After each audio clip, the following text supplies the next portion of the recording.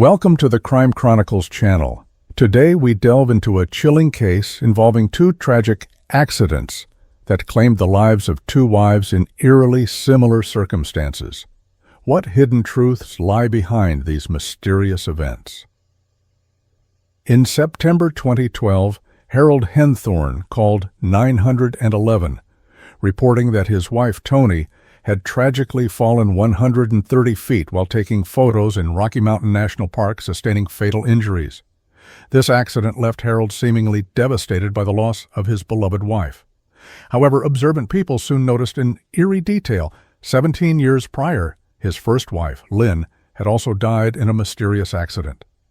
That night, Harold claimed their car had a flat tire, and as Lynn crawled underneath to retrieve a fallen lug nut, the car slipped off the jack, crushing her beneath it.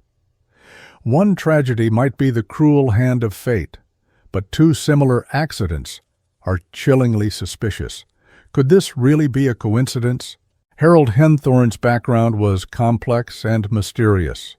He claimed to be a successful entrepreneur dedicated to charitable work, busy helping various non-profit organizations raise funds. Yet his resume had little to no record of actual employment. Those familiar with Harold described him as meticulous and cautious, with every detail of his life, from his attire to his daily plans, carefully arranged, leaving no room for oversight. He rarely relaxed, even among friends, which often gave people the impression that he was hard to read. Harold came from a modest family background, with parents who had high hopes for him, shaping his intense drive for success. In adulthood, he claimed to run a successful business and devoted his energy to philanthropy. However, as the investigation into Toni's death deepened, it became clear that his so-called charitable work lacked any documentation and seemed to exist only in his narrative. His background gradually revealed more questions than answers, making people increasingly curious and suspicious about his true identity and motives. Harold Henthorne's encounter with Sandra Lynn seemed destined. The two connected through shared interests and life philosophies, quickly falling in love. Lynn was gentle, caring, and optimistic, complementing Harold's calm and reserved demeanor. Their romance was sweet and romantic, and to friends and family they appeared to be a perfect match. Eventually, they stepped into marriage, embarking on a new life together. Their married life was peaceful and happy, but a tragic accident changed everything. One autumn day in 1995, Harold and Lynn set out for a leisurely dinner. However, on their way back, the car suddenly encountered a problem. Harold claimed to have discovered a flat tire and decided to pull over to the side of the road for inspection. As night fell, the road was quiet, with few vehicles passing by. He lifted the car with a jack to change the tire. Just as he was getting the tools ready, he accidentally dropped a nut, which rolled underneath the car. Harold asked Lynn for help, requesting that she retrieve the nut. According to Harold's account, Lynn climbed under the car without hesitation to reach for it. At that moment, disaster struck. The jack appeared to have failed to secure the vehicle, and the car suddenly slipped off the jack, landing directly on Lynn. She sustained fatal injuries, and by the time help arrived, it was too late. Lynn's death was a devastating blow for Harold, who displayed immense sorrow. After the incident, Harold recounted the events, claiming it was a momentary lapse in judgment that led to the tragedy. Lynn's family and friends believed his explanation wholeheartedly, as there were no eyewitnesses. All the details depended solely on Harold's narrative. People were sympathetic toward the grieving widower and had no reason to doubt his story or his love for Lynn. After the tragedy of his first marriage, Harold Henthorne met Toni Bertolet through a Christian dating website in 2000. Toni, an ophthalmologist with a cheerful personality, was hard-working and had shares in her family's oil business, thriving in her career. The two quickly fell in love and eventually married, welcoming their daughter Haley in 2001. In the eyes of friends and family, Harold was a philanthropist with a beloved public image. His marriage to Toni began happily, filled with laughter and warmth, especially after the arrival of their daughter. However, Harold seemed to be secretly managing some inconsistencies with his charitable image. As 2012 approached, Harold planned a surprise trip to Rocky Mountain National Park for their upcoming 12th wedding anniversary. This appeared to be a romantic decision, but Toni's knee injury made her unfit for challenging hikes. Nevertheless, Harold insisted on a difficult hiking route, promising beautiful views that would be worth the effort. This reassured Toni, who, while nervous, chose to support her husband's plan for the sake of family happiness. On the morning of September 29th, they began this uncertain adventure. Harold was enthusiastic, filled with anticipation, while Toni silently prayed for a smooth trip. Their journey was vivid and scenic, with Toni unaware that this trip would alter her fate. As the couple ventured deeper into the mountains, the terrain became increasingly challenging. Toni began to feel fatigued, but Harold insisted on continuing, seemingly eager to explore every corner. While taking photos, Harold suggested they visit a more secluded viewpoint with spectacular scenery. Despite her reservations, Toni ultimately chose to trust her husband. The path became more remote, and as time passed, the environment grew riskier. Harold appeared excited, frequently turning back to engage with Toni. Then, unexpectedly, tragedy struck. Harold called 911, claiming that Toni had accidentally fallen from the mountain while taking photos. Despite Toni's physical condition, Harold attributed it all to an accident, leaving those nearby incredulous. Harold claimed that while taking photos at the edge of a cliff, Toni tragically lost her footing and fell. He immediately called 911, his tone urgent, as he reported the shocking news. He described Toni's serious injuries, mentioning her severe head trauma and her fading breath, appearing quite anxious. He emphasized to the operator that he urgently needed a mountain rescue team, even stating he was willing to cover all costs for aerial rescue. "I'm in Rocky Mountain National Park. My wife fell and I need immediate help," Harold exclaimed over the phone. He insisted on having rescue personnel dispatched quickly and provided detailed descriptions of their specific location and the challenging terrain, as if everything were under his control. As time went by, Harold continued attempting to perform CPR, yet his account didn't fully align with the facts. He claimed to be working hard to help Toni and to keep her conscious. When the rescue team arrived, Toni had already lost all vital signs despite their extensive efforts. Her injuries were too severe, and they ultimately declared her dead. At that moment, Harold's reaction was perplexing. He displayed profound grief, yet his subsequent actions raised suspicion. He swiftly arranged for Toni's cremation, mirroring his handling of his first wife Lynn's remains. After Lynn's death, he too had arranged for her cremation within days and scattered her ashes at a specific location.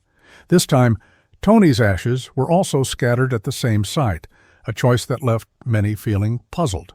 After Toni's unexpected death, the police began an in-depth investigation into the cases of both wives.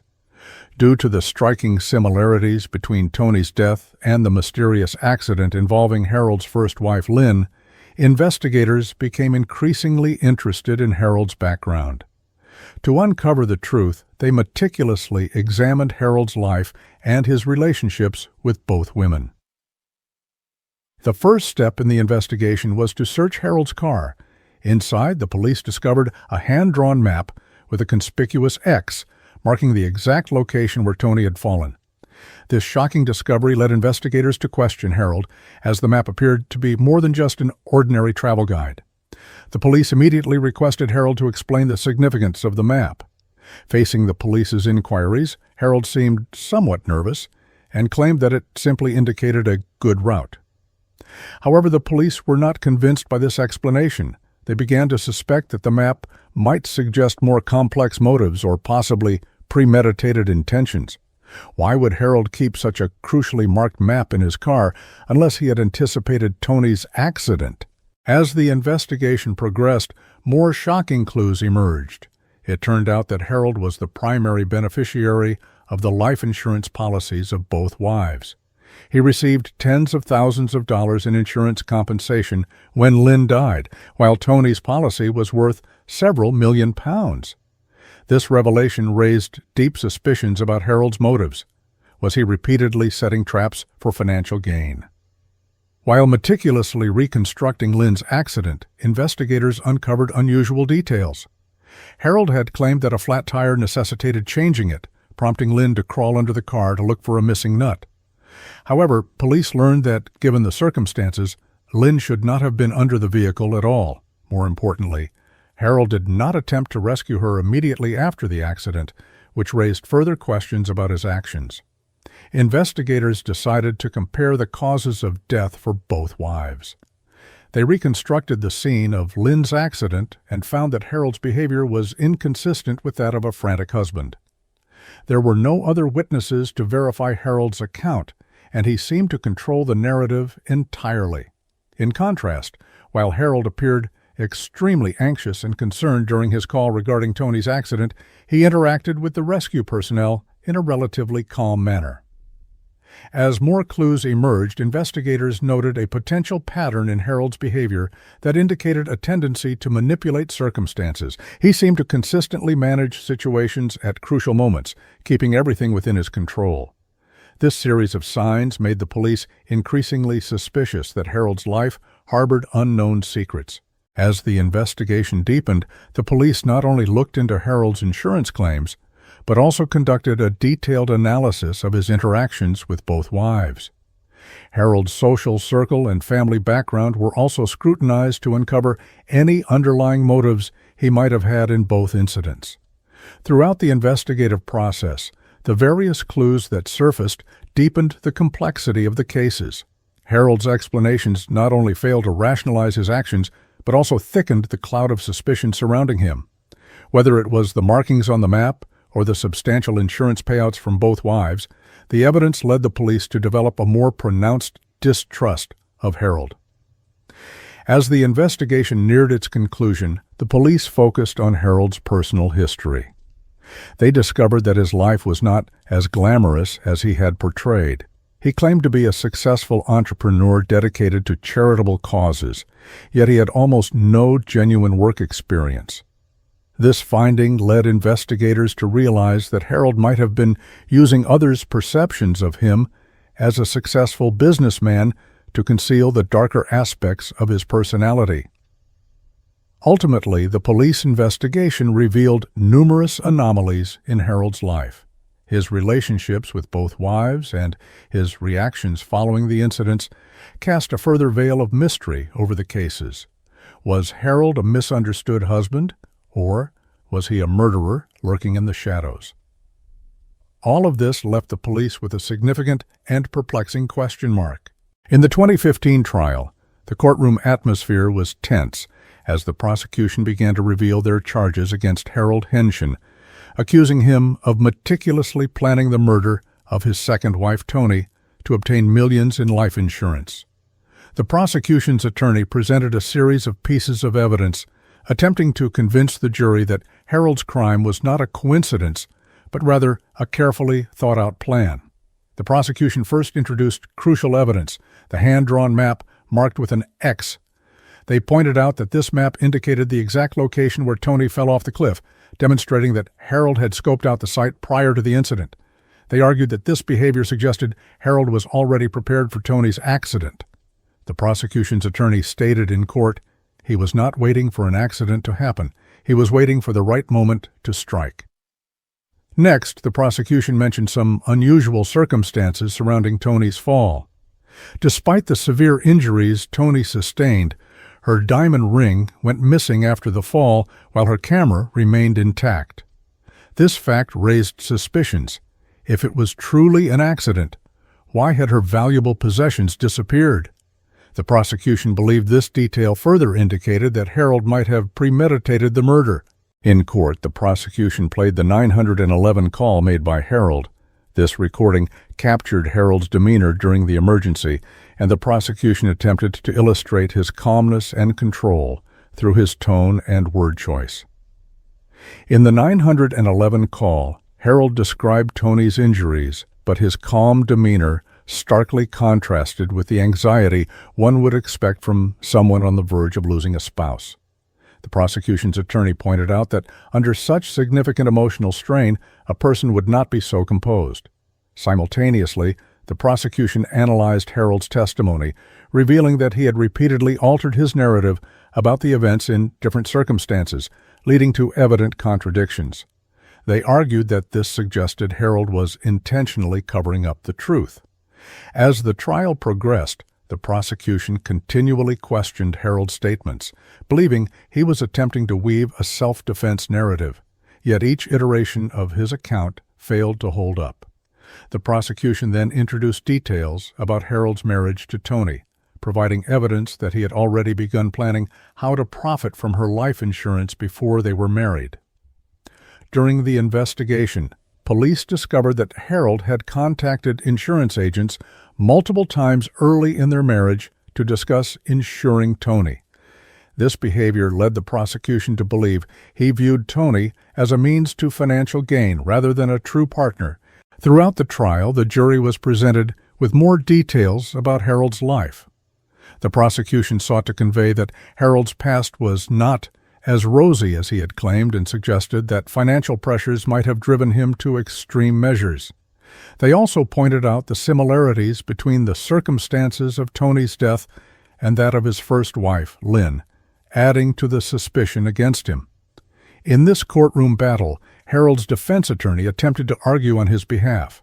They claimed that the evidence presented by the prosecution was insufficient to prove Harold's guilt, emphasizing that this was merely a tragic accident. The attorney argued that the X marking on the map did not indicate Harold's intent to murder, but rather could be interpreted as a normal habit of travel planning. Moreover, they contended that Toni's cause of death could not be definitively attributed to Harold, as no one could foresee such a tragedy occurring at the time of the incident. Although the defense's statements appeared reasonable, the prosecution's evidence increasingly pushed Harold into the eye of public scrutiny. The courtroom atmosphere grew ever more intense, forcing the jury to sift through numerous contradictory testimonies and compelling evidence in search of the truth. Each detail of the trial unfolded like layers of an onion, leaving the ultimate truth shrouded in infinite suspense for both the court and the public. After weeks of hearings and in-depth discussions by the jury, the verdict was finally announced. In 2015, Harold Henson was found guilty of first-degree murder. This verdict was a shock, stunning everyone in the courtroom and beyond. The jury's decision was based on evidence and witness testimonies, which indicated that Harold had a clear intent and premeditation in planning the death of his wife, Toni. When the judge read the verdict, Harold displayed no emotion, as if he had expected this outcome. Inside the courtroom, the family members supporting Toni and Lynn shed tears of emotion, filled with a sense of vindication and a yearning for justice. Harold was sentenced to life imprisonment without the possibility of parole, meaning he would spend the rest of his life behind bars, unable to enjoy freedom again. Once the verdict was announced, intense discussions erupted in various sectors of society regarding the case. The media rushed to report on the trial, and experts and commentators delved deeply into Harold's crimes. They argued that the case involved not only personal tragedy, but also profound reflections on the darker sides of human nature. Public anger and fear towards Harold intertwined as people expressed their views on the case. This case not only reveals the trust crisis lurking in marriage, but also makes people aware of the dark sides that may be hidden in intimate relationships. Harold Hensley's 2 marriages ended in tragedy, leading him to be convicted of a first-degree murder and becoming a focal point of public attention. People began to question how such an apparently ordinary person could experience such unfortunate outcomes in both marriages. Was his life truly a series of coincidences, or had he meticulously planned everything from the start? The case sparked deep reflection on trust, prompting many to reconsider their own trust and choices in marriage. To what extent can trust protect us from harm? Beneath a beautiful exterior, are there secrets that cannot be revealed? It is this series of questions that has made this case an enduring enigma in people's minds and has prompted society to engage in a deeper discussion about marriage and trust relationships.